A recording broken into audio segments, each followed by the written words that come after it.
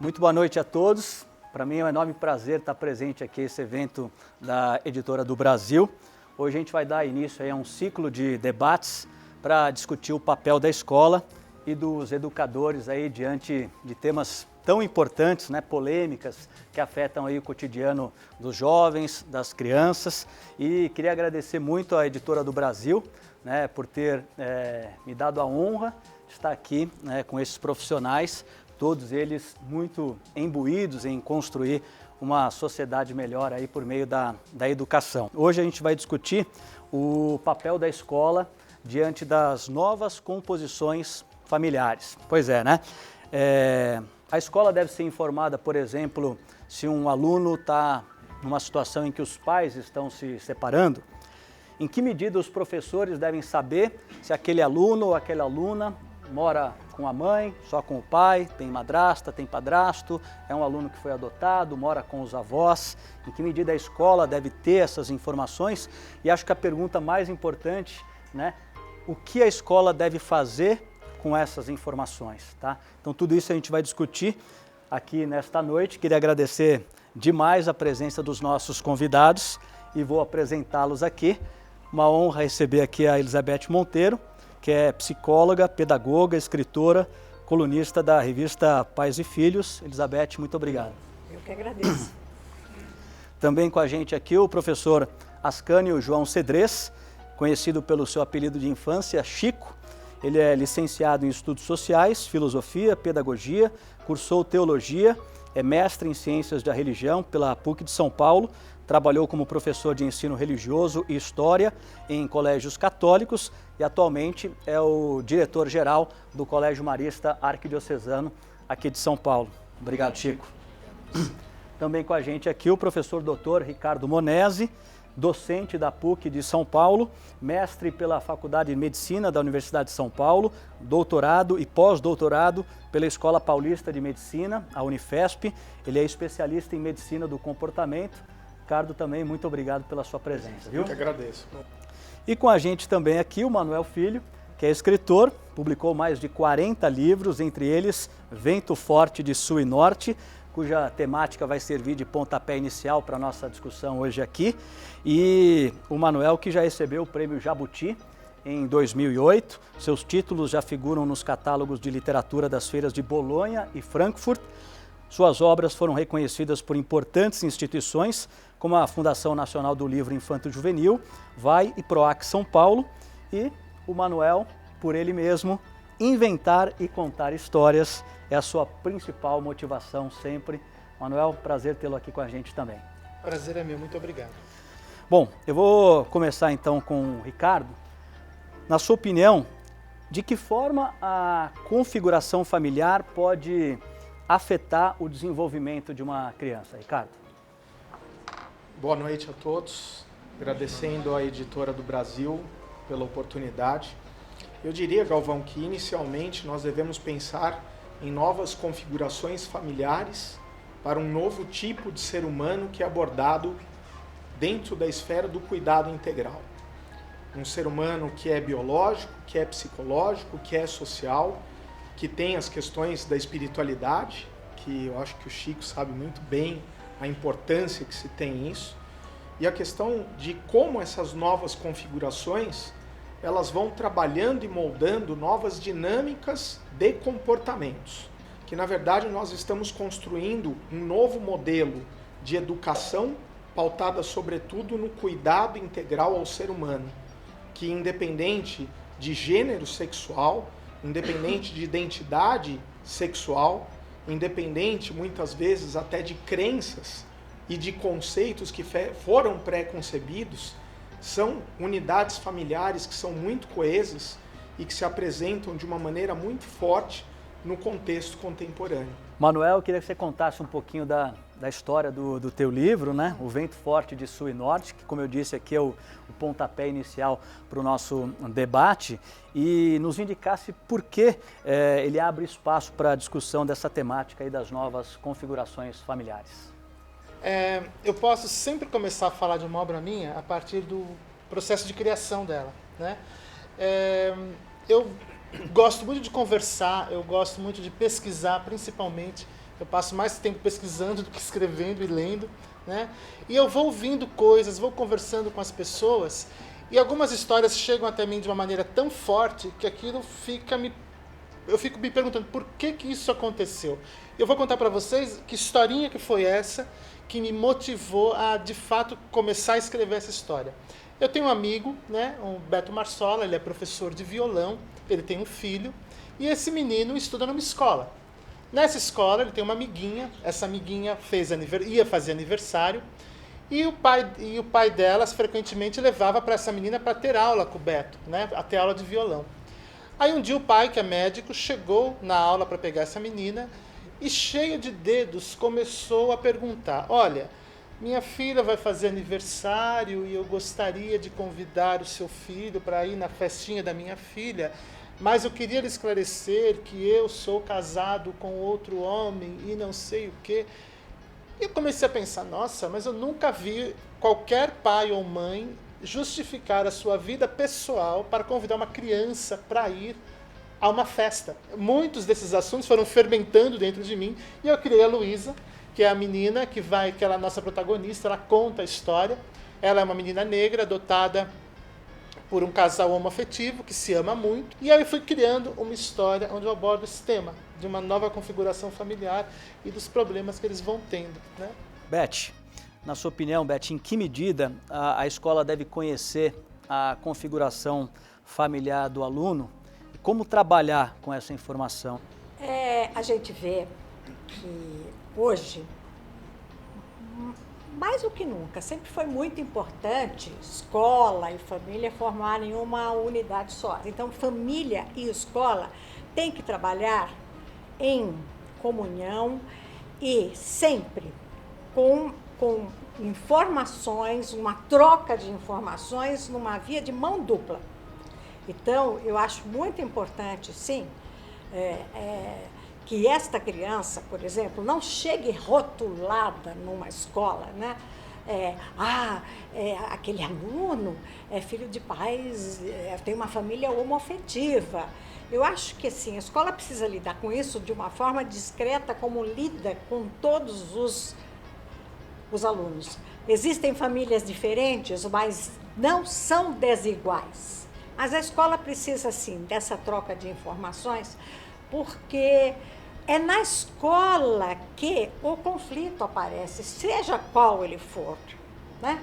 Quando a família, passa por alguma transformação ou alguma problemática, a escola precisa ser informada, porque este aluno vai levar o conflito familiar para a escola em forma de um sintoma, ou quebra no rendimento escolar, comportamento, isolamento, alguma coisa esse aluno vai levar, porque é o ambiente dessa criança. Então a escola precisa estar informada para dar continência para esse aluno, né? O que é continência? No mínimo, acolhimento. Chico, como é que o Marista Arquidiocesano lida com essas questões? Os seus professores, seus coordenadores, eles têm essas informações em relação às famílias, se os pais de um aluno estão se separando, ou se aquele aluno mora com a avó, mora com um tio? A relevância da informação é muito filtrada pela própria família, né? Às vezes, como diz a Beth, a gente fica sabendo atrasado. E os sintomas já estavam ali no ambiente da escola e nós não tivemos a oportunidade de ajudar essa criança, esse adolescente a trabalhar essas questões que estavam acontecendo em casa. Então, a vinculação do que acontece na família e o que acontece na escola também, para a família saber, é fundamental. No nosso colégio, em particular, há um personagem que é muito interessante, que nós chamamos titular de classe, que é alguém que, de alguma forma, coordena essas informações acerca do seu grupo de alunos. É um tutor de cada sala e ele tem, entre outras incumbências, ele é um dos professores da turma, de coletar essas informações. De alguma forma, isso vira uma assembleia. Por quê? Porque essa realidade, por mais individual que ela seja, ela vai repercutir nesse coletivo. Nós temos um espaço que nós chamamos de DAPS, inventaram essa sigla, a partir até de um componente que é da educação infantil. Engraçado, porque na educação infantil parece que isso é normal. E no fundamental, no médio, dá a impressão que esse é um assunto alheio ao conteúdo, né? E nós consideramos tão pertinente que se criou um componente chamado desenvolvimento acadêmico, pessoal e social. As coisas estão na escola muito interfaceadas, né?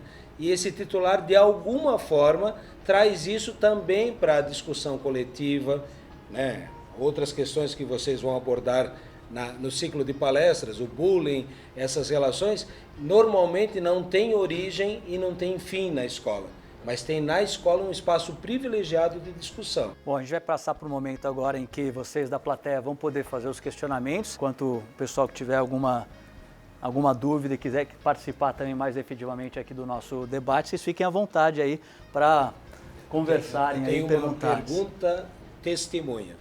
A imagem mais bonita que eu vi no seu livro para pensar novas configurações foi a mesa redonda. Não sei se mais gente...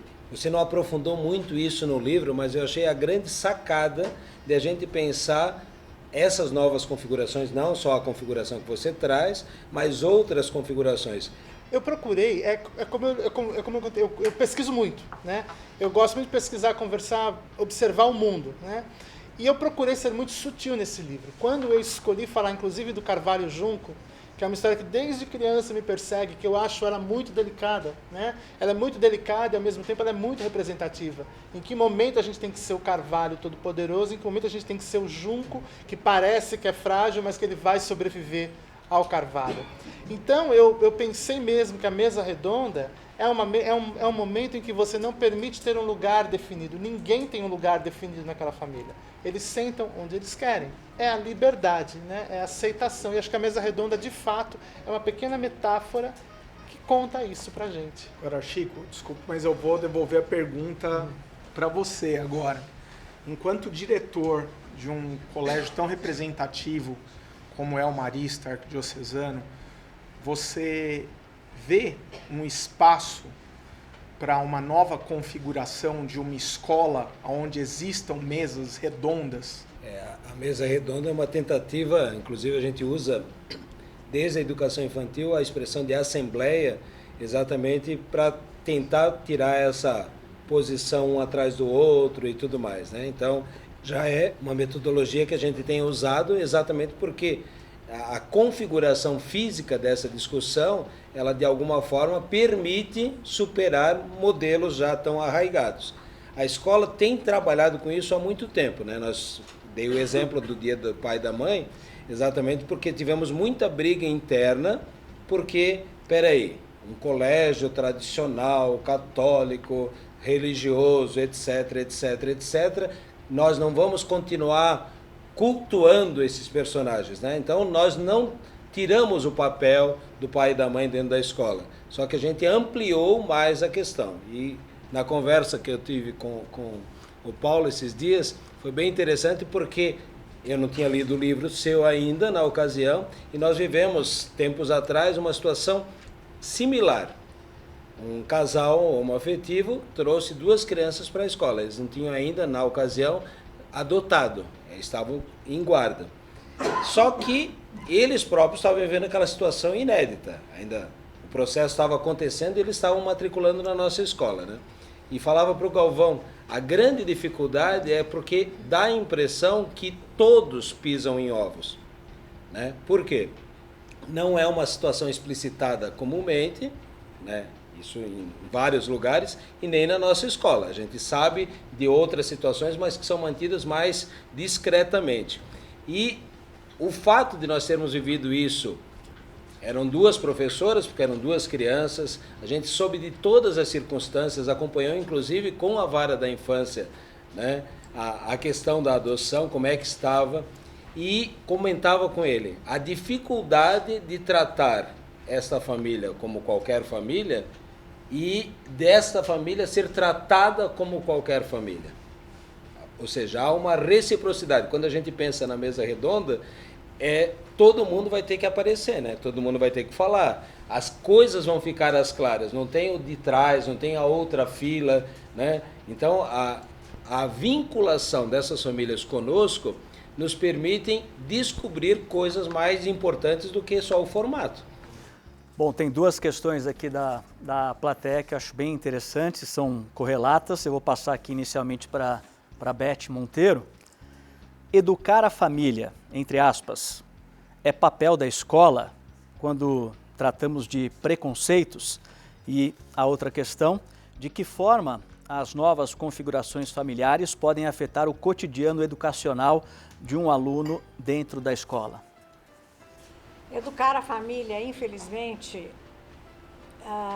é função da escola também, né? E eu ia aqui fazer o comentário, aproveito e já faço agora. Uma das funções da escola que estão aparecendo nesse mundo tão conturbado agora, é um estudo que foi feito pela Organização Mundial da Saúde. Ela diz respeito quanto aos cuidados paliativos com os seus alunos, com os membros, né, da escola e com os seus alunos. O que significa isso? Não só orientar os pais e os alunos, como acompanhar o andamento do que foi orientado. Então, por exemplo, se a criança foi orientado que os pais fizessem tais e tais coisas, a escola não basta só delegar, né? Chamar os pais, vocês fizeram, qual foi o resultado, ele está tomando ou não a medicação, ir à casa dos pais, ver em que situação vive aquele aluno, porque assim, por que ele está assim, né? Não basta só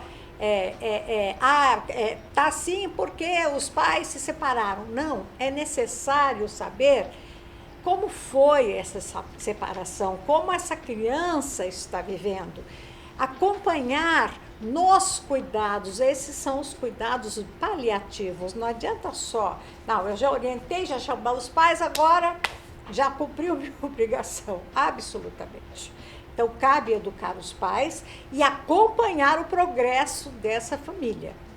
Não é a configuração familiar, eu como psicoterapeuta infantil de adolescentes e de família, não é a configuração familiar que altera ou que compromete a criança. É a forma como essa família convive. É a forma como essa família interage. É a forma como acontece o vínculo familiar. É a dinâmica familiar que compromete o desenvolvimento. Inclusive o Manuel, ele cita isso no livro, né? Até no momento em que a Luísa, ela faz essa reflexão, né, de que aqueles amigos na escola, né, que tem uma família dita normal, muitas vezes não tem o diálogo que ela tem dentro de casa. Acho que uma coisa que você ressalta muito importante no livro é como há diálogo dentro daquela casa. O que eu acho bacana, pensando um pouco sobre isso, é que a própria menina, ela vai se descobrindo como pessoa também. Ela não é somente uma filha de um casal homoafetivo, ela é uma pessoa que ela está se desenvolvendo. E ela percebe o quê? Uma coisa que às vezes eu percebo e eu aproveito os personagens para contar um pouco. Se você liga a televisão, você não vê pessoas negras fazendo propaganda. Eu sempre fico chocado. O meu olhar ficou treinado para isso. Eu fico vendo uma propaganda, deixa eu ver essa propaganda de Natal de shopping center. São pessoas absolutamente claras, jovens, é um padrão de beleza que eu não sei quem que inventou, que tem que ser assim, né? E a menina vai percebendo isso. Ela percebe que ela não se reconhece na mídia de maneira alguma, ela não se reconhece nos outros grupos da escola que ela frequenta. No elevador do prédio dela, eu já abro o livro dessa maneira, ela já sofre um preconceito dentro do elevador. E tem uma outra coisa também que eu acho muito curiosa, que eu vi recentemente, que uma pessoa estava ofendidíssima perguntando quando é que as minorias vão parar de pedir direitos. Está incomodando muito a sociedade, pelo que eu observo, o aparecimento de qualquer minoria, né? E as minorias começaram a aparecer, a pedir os seus direitos.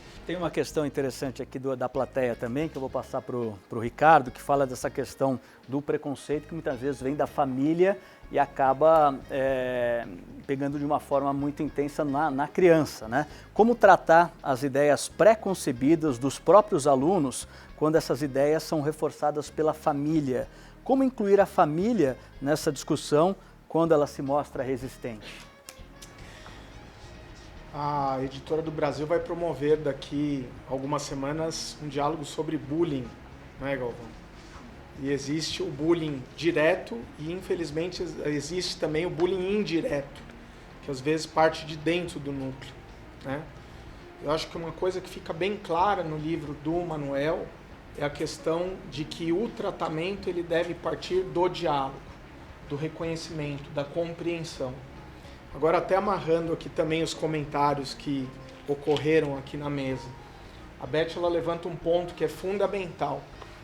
Nós não devemos mais tratar essas questões de uma maneira velada, de uma maneira escondida, embaixo das escadas. As novas configurações elas estão aí para serem novas hoje, mas para amanhã serem corriqueiras. E uma coisa muito interessante que a Beth fala, a questão do cuidado, a questão do paliativo. Eu até complementaria que esse paliativo ele exerce uma função muito grande, porque ao se cuidar, também se previne o agravo psicológico, o agravo orgânico, porque muitas vezes pode ocorrer a somatização. Nós devemos, sobretudo, traçar estratégias que visem promover a saúde de maneira integral. Promover a saúde integral parte do princípio de como os pais se comportam diante de um evento, que não é um evento novo, mas é um divórcio, uma separação, que antigamente era tratado com um tabu, mas hoje é uma realidade, tanto é uma realidade até para o Vaticano, né, Chico? Nós estamos num papado que vem quebrando ou até numa outra discussão que eu tive, eu acho que ressignificando paradigmas. Quando nós lemos a obra, eu não identifico, Manuel, nos pais simplesmente compaixão, mas eu identifico alteridade por ela, pelo desenvolvimento dela, né? E isso é uma questão fundamental, por quê? Porque essa questão não apenas de ter pena ou dó da situação dela, de ser uma menina em uma nova configuração familiar, mas sim permitir ela a ser quem ela é, a ter ela as dúvidas que ela tem e ela se desenvolver de uma maneira integral, amparada e acolhida e cuidada, isso pode prevenir. Mas eu acho que a base central é o diálogo, é a compreensão do outro, é o permitir o outro ser, sem uma imposição, não é? Não é como o Chico bem disse, né, Chico? Acho que já morreu aquela questão do rótulo. Mas outra coisa, pegando também um aspecto do livro, né? A gente só amadurece através do sofrimento. E focando os casais homoafetivos, hoje pesquisas já nos mostram que os filhos desses casais são bem resolvidos na medida daquele contexto, porque é um casal que já sofreu muito, que já enfrentou muitos desafios, muitos preconceitos, muita exclusão. Então, é um casal amadurecido e que sabe dar para o filho aquilo que o filho precisa, aquela segurança, a aceitação que o filho precisa. Porque eu vejo em consultório, vejo no dia a dia, pais que dizem amar os seus filhos. Nenhum pai ou mãe me diz, não, eu odeio meu filho, amo meu filho. Mas amar é uma coisa, aceitar o filho do jeito que ele é outra. E sobre isso que vocês falaram também, de educar a família, eu presenciei numa escola bem carente, eu fui numa escola carente, tinha uma menininha, ela tinha algum problema que eu não era capaz de identificar. E eu vi que as professoras foram ao redor dessa menininha e perguntaram, cadê seu óculos? Você não trouxe o óculos hoje? por que você não trouxe o seu óculos hoje? Né? Então, fala para sua mãe trazer o óculos, tal. E teve um cerceamento que eu fiquei incomodado, porque eu achei que estava atacando demais a criança já. Né? Falei, bom, aí depois acabou, fui embora, tal. Não, sabe o que é? É que os pais não aceitam que essa menina tem um problema. Então, eles não deixam ela trazer o óculos, não deixam usar a botinha e tal, não deixam, porque ela tem que ser normal. Como lidar com as crianças nos casos em que as configurações familiares acabam em conflitos entre os educandos? Acho que essa pergunta mistura um pouco a questão do bullying também, né, que a gente vai discutir no nosso próximo encontro. E uma outra questão, se as escolas estão verdadeiramente preparadas para acolher alunos com famílias das novas configurações.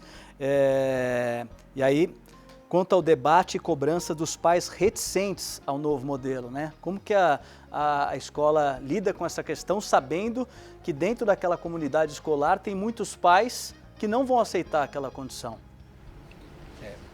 Entre as crianças há bastante conflito e normalmente não tem esta origem explícita, né? Mas eventualmente tem isso implicitamente, por quê? Porque esses medos, essa comparação inevitavelmente acontece.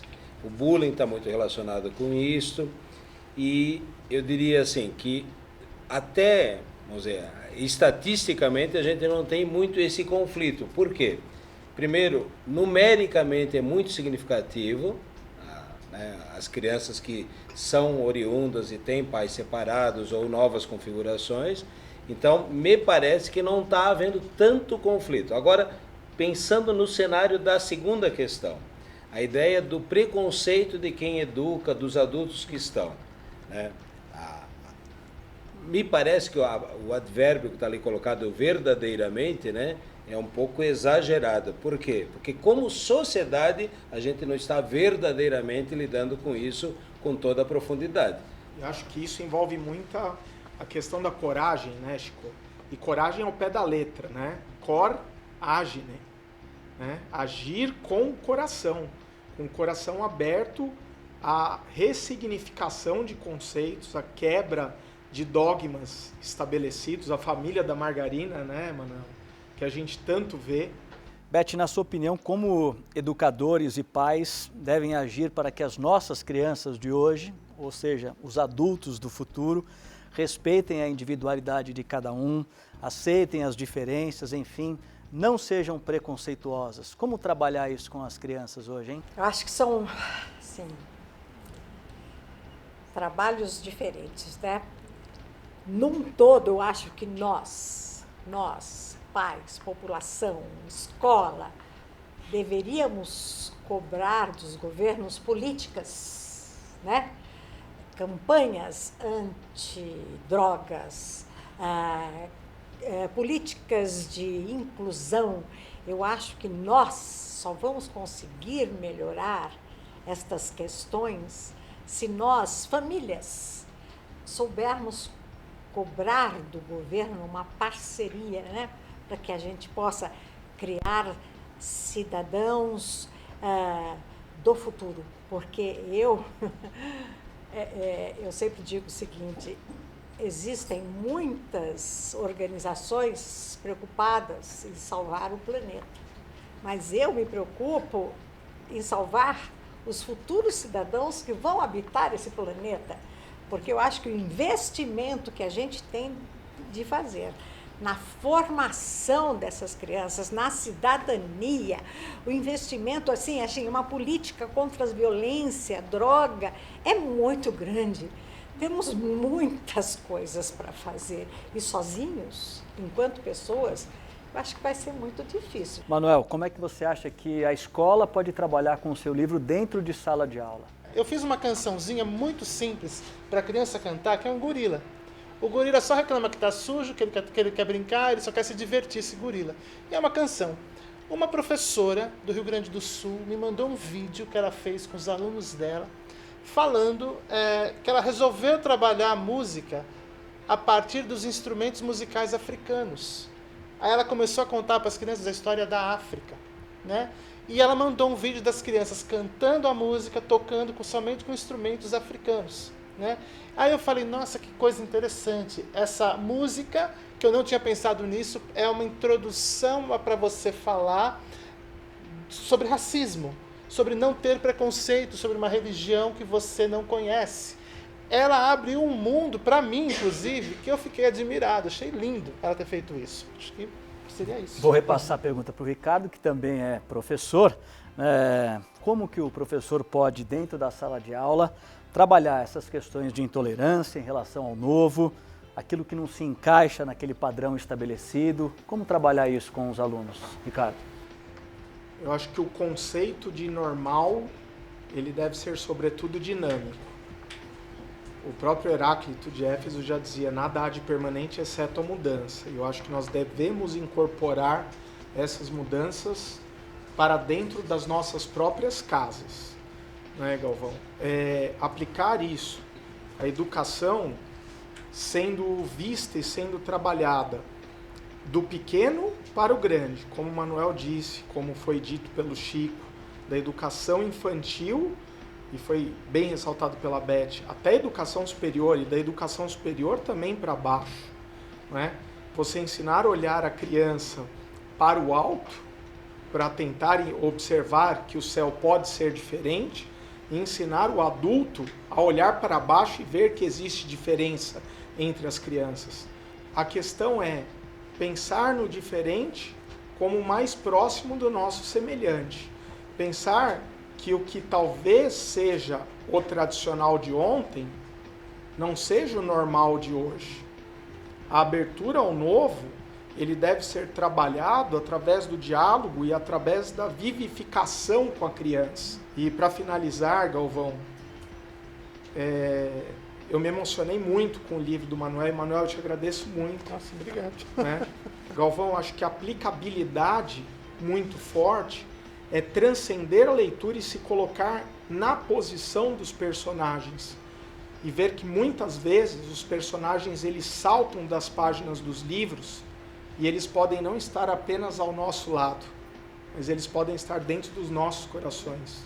E é a hora de tirar a ação do coração e talvez tirar a máscara do personagem e se revelar ao mundo, Muito como bem. eles fizeram. Para a gente encerrar aqui a última questão para o Chico, e eu consegui dar conta aqui de todas as perguntas da plateia, o que me deixa feliz também, como lidar com a questão religiosa dentro da escola, com esse novo modelo familiar. E aí eu acrescento a pergunta, a presença hoje do Papa Francisco ajuda? Quando se pensa em religião, não em práticas religiosas desse ou daquele grupo, a gente está pensando em significado profundo para o existir. A religião pode dar conta disso, às vezes não dá, e para muita gente não dá, para outras ela é bem ambígua nesse aspecto, né? Dá a impressão que ela é fora. Então, enquanto religião, a partir da pessoa, a questão do respeito ao outro, do acolhimento ao outro, é da essência, inclusive, né, na nossa tradição brasileira, marcadamente cristã, a postura do Cristo foi exatamente acolher a pessoa como ela é. Quando se pensa numa escola religiosa, ela tem que buscar essa coerência. O ensino religioso, né, algumas pessoas conhecem a nossa experiência, nós há muito tempo não fazemos catequese, não dogmatizamos o espaço do religioso, exatamente porque sabemos que essa é uma ferramenta para criar tolerância, para criar respeito, para criar, né, acolhimento do outro. Muito bem, gente, acho que, né, a gente tinha papo aqui para ir até muito mais longe. A gente está encerrando hoje, mas eu queria agradecer demais a presença de todos vocês aí na plateia. Chico, muito obrigado pela sua presença aqui, viu? Conte conosco. Beth, muito obrigado, viu? Muito obrigada, eu que agradeço. Muito obrigada. Manuel, muito obrigado. Eu queria agradecer também, eu queria agradecer principalmente a Editora do Brasil, né? Dizer que eu acho que eu tenho acostumado a dizer que eu acho que a literatura é a mais generosa de todas as artes, porque ela me leva em lugares que eu nunca imaginei que eu poderia estar, como aqui hoje, né? Eu comecei a escrever um livro, eu não sabia o que ia acontecer. Obrigado, Gil, por ter me acompanhado nesse caminho todo, e obrigado a todos vocês. E a vocês que me ensinaram tanto hoje também. Ricardo, muito obrigado também. Eu que agradeço e a oportunidade ímpar de aprendizado com todos. Uma boa noite e até lá.